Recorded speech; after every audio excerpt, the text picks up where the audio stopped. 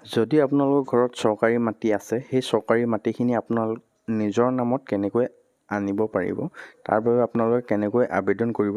ইয়াৰ বিষয়ে মই সম্পূৰ্ণ ভিডিঅ'টো লৈ আহিছোঁ। যদি মোৰ ভিডিঅ'টো শেষলৈকে চায় তেনেহ'লে আপোনালোকে নিজৰ মোবাইলতে আপুনি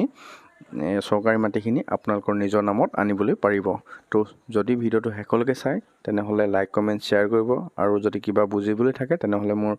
কমেণ্ট কৰি জনাব। যদি কিবা বুজিবলৈ থাকে মই তাত বুজাবলৈ চেষ্টা কৰিম। তো আপোনালোকে ইয়াত বসুন্ধৰা 3.0ত আপোনালোকে কি সুবিধা আহিছে তাৰ বিষয়ে মই এটা ভিডিঅ' বনাই থৈছোঁ অলৰেডি। সেইটো ভিডিঅ'ত আপোনালোকে জানিব পাৰিব কি সুবিধা আহিছে, আৰু যিখিনি চৰকাৰী মাটিৰ কাৰণে আবেদন কৰিবৰ কাৰণে আপোনালোকে যিখিনি চৰকাৰী মাটি আছে তাৰ বাবে যদি আপোনালোকে আবেদন কৰিব বিচাৰে তেনেহ'লে আপোনালোকে যিটো চেৱাচেতু অফিচিয়েল পৰ্টেল আছে, সেই অফিচিয়েল পৰ্টেলটোত আপোনালোকে প্ৰথম ৰেজিষ্ট্ৰেশ্যন হৈ ল'ব লাগিব। ৰেজিষ্ট্ৰেশ্যন হোৱাৰ পিছত আপোনালোকে লগ ইন কৰিব লাগিব। যদি আপোনালোকে ইয়াত ৰেজিষ্ট্ৰেশ্যন কৰা নাই, কেনেকৈ ৰেজিষ্ট্ৰেশ্যন কৰিব তাৰ বিষয়ে এটা সম্পূৰ্ণ ভিডিঅ' দিয়া আছে, মোৰ চেনেলটোত আপোনালোকে গৈ চাব পাৰিব। ইয়াত আপোনাৰ লগ ইন হৈ দিয়াৰ পিছত আপুনি ছাৰ্ভিচত ক্লিক কৰিব। ছাৰ্ভিচত ক্লিক কৰি দিয়াৰ পিছত ইয়াত আপোনালোকে ছাৰ্চ বটনত ছাৰ্চ কৰি দিব যে ছেটেলমেণ্ট অফ খাছ চিলিং ছুপাৰলেণ্ড বুলি যিটো আপোনালোকে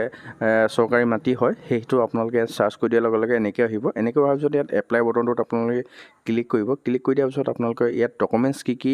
লাগিব আৰু লগতে আপোনালোকৰ ইয়াত কিমান পইচা কাট খাব, গোটেইখিনি সম্পূৰ্ণ ডিটেইলছ আপোনালোকৰ ইয়াত দিয়া থাকিব। তো আপোনালোকে এইখিনি সম্পূৰ্ণকৈ গাইডলাইনখিনি পঢ়ি ল'ব। গাইডলাইনখিনি পঢ়ি পিনিহে আপোনালোকে আগলৈ এপ্লাই কৰিব। লগতে আপোনালোকৰ ডকুমেণ্টছ কি প্ৰয়োজন হ'ব তাৰ বিষয়ে ইয়াত জনোৱা আছে। তো এইখিনি সম্পূৰ্ণকৈ চাই লৈ আপোনালোকে ওপৰত দেখিব ব্লু কালাৰ লিখা থাকিব এপ্লাই বুলি যিটো অপশ্যন থাকিব, সেই এপ্লাই বটনটো আপোনালোকে ক্লিক কৰিব লাগিব।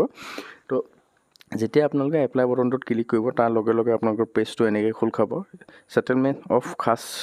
চিলিং ছুপাৰলেণ্ড বুলি আহিব। ইয়াত আপোনালোকে প্ৰথম যিজন ব্যক্তিয়ে আবেদন কৰিব তেখেতৰ নাম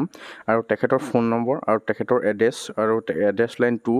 আৰু যিটো পিনক'ড হয় সেই পিনক'ডটো এণ্টাৰ কৰি আপোনালোকে প্ৰচিড বটনটোত ক্লিক কৰিব লাগিব। প্ৰচিড বটনটোত ক্লিক কৰি দিয়াৰ পিছত আপোনালোকে ইয়াত নেক্সট পেজটো এনেকৈ খোল খাব। ইয়াত আপোনালোকৰ ইয়াত দিয়া আছে যে যিজন ব্যক্তিয়ে চৰকাৰী মাটি বা যিকোনো ক্ষেত্ৰত যদি অনলাইন কৰে তেখেতৰ নিজৰ মোবাইল নম্বৰ দিবৰ বাবে ইয়াত লিখা আছে। তো আপোনালোকে ষ্টাৰ্টত ক্লিক কৰিব। ষ্টাৰ্টত ক্লিক কৰি দিয়াৰ পিছত আপোনালোকে প্ৰথম আপোনালোকৰ পেজটো এনেকৈ খোল খাব। এনেকৈ খোল খাই দিয়াৰ পিছত আপোনালোকে যদি আধাৰ কাৰ্ড আছে তেনেহ'লে ইয়াত টিক মাৰ্ক লগাই পিনি আধাৰ কাৰ্ডৰ নম্বৰটো ভেৰিফাই আধাৰ নম্বৰ বুলি ক্লিক কৰি দিয়াৰ লগে লগে আপোনালোকৰ আধাৰ কাৰ্ডত থকা মোবাইল নম্বৰটো এটা OTP যাব। সেই OTPটো ইয়াত ফিল আপ কৰি পিনি আপোনালোকে আগৰ প্ৰচেছটোত যাব পাৰিব। যদি আপোনালোকৰ ওচৰত আধাৰ কাৰ্ড মোবাইল নম্বৰ নাই বা কিবা নাই তেনেহ'লে আপোনালোকে আই হেভ নট আধাৰ নম্বৰ বুলি তাত টিক মাৰ্ক লগাই আপোনালোকৰ যিটো পান কাৰ্ডৰ নম্বৰ আছে তাত ইণ্ডিভিজুৱেল বুলি চিলেক্ট কৰি আপোনালোকৰ পান কাৰ্ডৰ যিটো নম্বৰ হয় নাম্বাৰটো এণ্টাৰ কৰিব, আৰু পান কাৰ্ডৰ যিদৰে নাম আছে আৰু ডেট অফ বাৰ্থটো এণ্টাৰ কৰি ভেৰিফাই পান বুলি আপুনি ক্লিক কৰিব। ভেৰিফাই পান বুলি ক্লিক কৰি দিয়াৰ পিছত আপোনালোকে তললৈ স্ক্ৰল কৰি আহিব। তললৈ স্ক্ৰল কৰি অহাৰ পিছত আপোনালোকে ইয়াত দেখিবলৈ পাব নেক্সট বুলি এটা বটন থাকিব। তো মই ইয়াত ভেৰিফাই যেতিয়া কৰিছোঁ, ভেৰিফাই কৰি দিয়াৰ পিছত আপোনালোকে নেক্সট বুলি অপশ্যন দেখিব। তাত আপোনালোকে অ'কে বটনটোত ক্লিক কৰি দিয়া ল'ব, ছাকচেছ হৈ যাব। ছাকচেছ হৈ দিয়াৰ পিছত আপোনালোকে তলত দেখিব নেক্সট অপশ্যনটো আছে। নেক্সট অপশ্যনটোত যেতিয়া ক্লিক কৰি দিব, ক্লিক কৰি দিয়াৰ পিছত এখন এটা নতুনকৈ পেজ খোল খাব। ইয়াত এই পেজখনত আপোনালোকৰ যিখন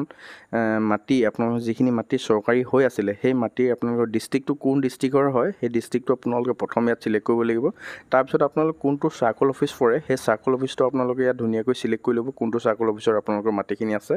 তাৰপিছত আপোনালোকৰ মাটিখিনি যিখিনি চৰকাৰী মাটি আছে সেই মাটিখিনি আপোনালোকৰ কোনখন গাঁৱত আছে সেই গাঁওখন আপোনালোকে ইয়াত বাছি ল'ব।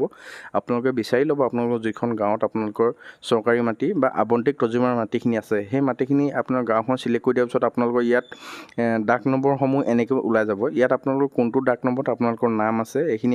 আপোনালোকে যদি নাজানে তেনেহ'লে ডাক নম্বৰটো সম্পূৰ্ণকৈ নাজানে তেনেহ'লে আপোনালোকে মন্ত্ৰলৈ গৈ শুধুৱাই ল'ব। শুধুৱাই লোৱাৰ পিছত আপোনালোকে যদি ডাক নম্বৰটো এনেকৈ চিলেক্ট কৰি দিয়াৰ পিছত আপোনালোকে সেই মাটিখিনি কিহৰ ওপৰত আপোনালোকে এপ্লাই কৰিব, যদি এগ্ৰিকালচাৰ নহ'লে হোমষ্টেড, যদি মানে যি হয়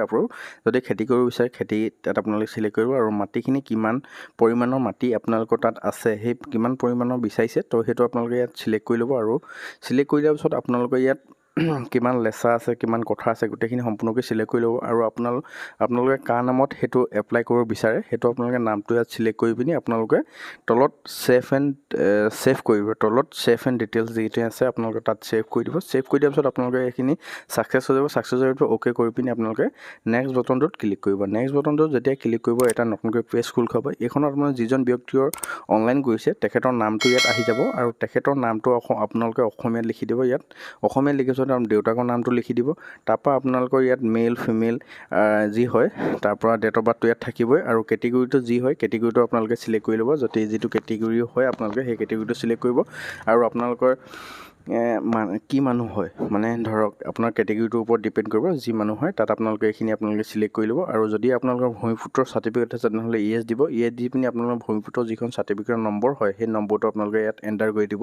যদি আপোনালোকৰ ভূমিপুত্ৰৰ চাৰ্টিফিকেট নাই তেনেহ'লে আপোনালোকে ন' অপশ্যনটোত ক্লিক কৰিব পাৰিব তো ন' অপশ্যন যদি আপোনালোকে এপ্লাই কৰিছে ভূমিপুত্ৰৰ চাৰ্টিফিকেট তেনেহ'লে ইয়েছ দিব যদি এপ্লাইও কৰা নাই ন' দি দিব যদি আপোনালোকৰ চাৰ্টিফিকেটখন কেতিয়াবা ইয়াতো গোটেইটো ন' দি দিব যদি এপ্লাই কৰা নাই তেনেহ'লে ন' দি দিব ন' দিয়াৰ পিছত আপোনালোকে ইয়াত আপোনালোকে যদি মেৰিট হয় মেৰিট দিব যদি আপোনালোকে ছিংগুল হয় ছিংগুল দিব যদি ডিভ'ৰ্চ হৈছে ডিভ'ৰ্চ দিব আপোনালোকে যিটো হয় সেইটো আপোনালোকে ইয়াত চিলেক্ট কৰি দিব তাৰপিছত আপোনালোকৰ ইয়াত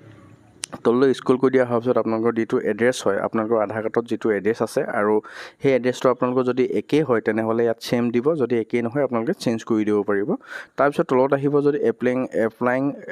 প্ৰচেছটো আপোনালোকে যদি ছিংগুলকৈ কৰিব পাৰিব নহ'লে জইনো যদি আপোনালোকৰ তাত সেই এপ্লাই যিখিনি মাটি আপোনালোকে নাম এপ্লাই কৰিব সেই মাটিখিনি আপোনালোকে যদি বেলেগৰ নাম এড কৰিব বিচাৰে তেনেহ'লে তেখেতৰ নামটো ইয়াত এড কৰিব পাৰিব যদি আপোনালোকে এড কৰিব বিচাৰে আৰু অকুপেশ্যনটো চিলেক্ট কৰি দিব আপোনালোকে কি কৰি আছে বৰ্তমান তাৰপিছত আপোনালোকে ফেমিলি ডিটেইলছ আপোনালোকে ফেমিলি ডিটেইলছ দিব পাৰিব আপোনালোকে যদি ঘৰৰ কিমান ফেমিলি আছে গোটেইখিনি সম্পূৰ্ণকৈ দিয়াৰ পিছত আপোনালোকে যিটো নেক্সট বটন দেখিছে সেই নেক্সট বটনটো আপোনালোকে ক্লিক কৰিব নেক্সট বটনটো ক্লিক কৰি দিয়াৰ পিছত প্ৰচেছটো এনেকৈ আহিব ইয়াৰ পিছত আপোনালোকে যিখন কাষ্ট চাৰ্টিফিকেট আছে সেই কাষ্ট চাৰ্টিফিকেটখন আপোনালোকৰ যিখন কাষ্ট চাৰ্টিফিকেট আছিলে বা আগতে আপোনাৰ যিটো নম্বৰ দিছে বা আপোনালোকৰ এপ্লাইৰ যিটো ৰিচিপ্ট হয় সেই এপ্লাই ৰিচিপ্টটো আপোনালোকে ইয়াত আপলোড দিব লাগিব তাৰপিছত আপোনালোকে কিমান দিনৰ পৰা সেই মাটিখিনি খাই আছিলে বা কিমান দিনৰ আপোনালোকৰ চৰকাৰী মাটিখিনি বা কিমান দিনৰ পৰা আপোনালোকে খাজানা দি আছিলে সেই খাজানাখন ইয়াত আপোনালোকে আপলোড দি দিব আৰু এনি ডকুমেণ্টছ আপোনালোকৰ আধাৰ কাৰ্ড পান কাৰ্ড